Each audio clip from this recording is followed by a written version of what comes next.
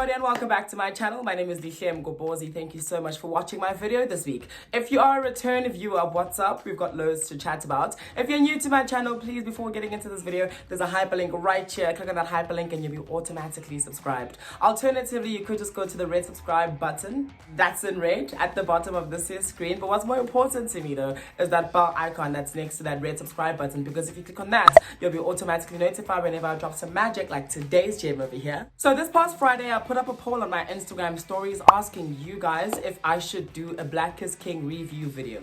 The response was great. Thank you so much for responding, guys. I didn't think I had the range, but you guys came through. And most of you guys were saying, yes, please do a Black is King review video. But after watching this masterpiece, I took a step back and I was like, should I really do it? And I came to the conclusion that no ma'am, no Pam, and here's why. A reaction video is very easy to do because I sit in front of whatever is playing and I react. No research, no understanding is needed to create a video of that nature. However, with the review, it needs a little bit of more digging. And after watching Black is King, it needs more than just a little bit of digging. It needs extensive research and understanding of the content that is being given to us. Beyonce Giselle Knowles has grown to be such a profound artist. She's become a creator that looks beyond aesthetic appease. Now, while a lot of us bey-hive members really do consume Beyonce's content to witness and get entertained by her growth in her aesthetic, over the past couple of years or a number of years, Beyonce has really proven to us that she's now creating content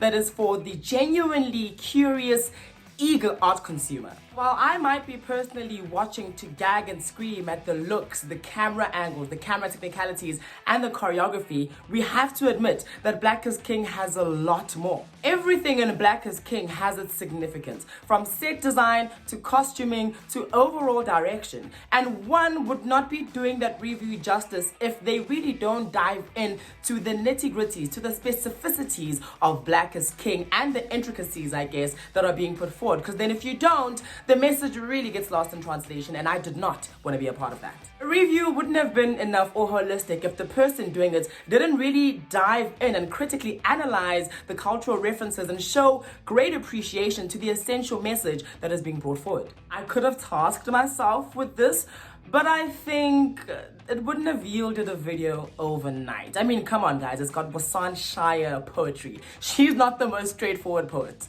So essentially what I'm trying to say to you guys is that true understanding is the name of the game when coming to review Black is King. And personally, I feel like at this moment, I wouldn't have done it justice. One thing I really didn't want to do is give you guys a half-assed review with me just screaming, gagging, and giving you guys nonsense syllables. Beyonce needs a little more respect than that, especially the work that she's producing today. It's not just there to be pop creation or pop culture, but she's here to start a conversation. However, I must say that seeing South African big names being authentically and truly being appreciated by the Queen herself was really heartwarming. I truly hate making this all about South Africa, but I am a South African individual, and in as much as Black is King is a celebration of blackness and the whole concept of being an African, I have to give props to the big names of South Africa that were really prominent in Black is King. I mean, big ups to Warren Masemola, Mary Twala, Busiswa, Moonchild Sinelli, Jermaine Taylor, Nyaniso Dede, to name a few, and I hope I pronounced his surname correctly and didn't murder it. I just want to say that it's a big deal for Beyonce to have physically interacted with Africa's biggest names, because that truly affirmed African creativity. We've gone too long being noticed for things that aren't being celebrated. For the longest time, Africa has only been seen as a suffering continent for poverty, hunger, AIDS, etc. All these things that need us to survive. But Beyonce has put an end to that. Beyonce is shining a positive light on Africa and showing the world that Africa is more than just the struggles. We have pure and rich content that we have to offer the world, and all they need to do is just consume it. Beyonce has given us that platform, and I cannot complain. I'm aware that there's been talks all over the internet about Beyonce milking the African culture for her own personal monetary gain. However, I think it would be really unfair to turn a blind eye on the fact that these projects that she's put out are not completely for her personal gain. Why can't we see this collaboration of Beyonce and African artists as a mutually beneficial relationship? Because in as much as yes, she did gain financially, Africa also, or those African artists also got a platform. They have been seen, they have been heard, all of us are represented, and yet again, I just cannot complain. I understand that Beyonce Knowles isn't the outcome of a truly African upbringing. She wasn't born here, she's not of African descent. However, she still is black. I genuinely do not see it as cultural appropriation because she is showing true appreciation of the culture and also crediting the creatives behind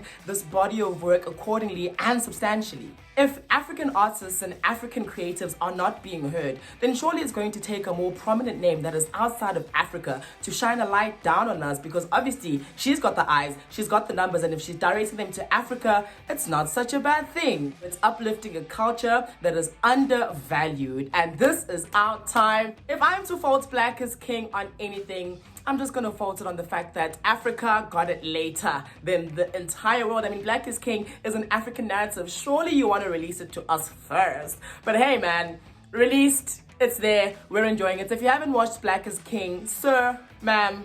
So in closing, I just want to say that I don't consider this video a review, I consider it a commentary, because a review would have had me really looking at all the cultural references and educating you guys on what they actually mean. I feel like that is how you truly do justice in reviewing a project such as Black is King, because it is monumental.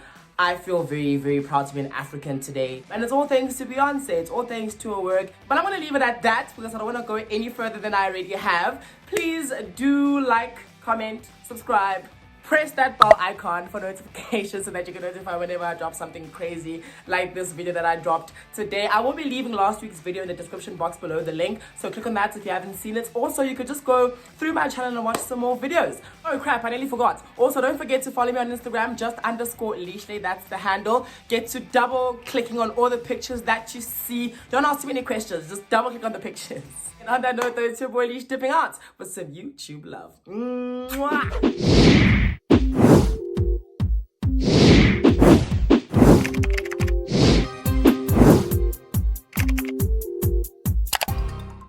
Hey there, sir or ma'am.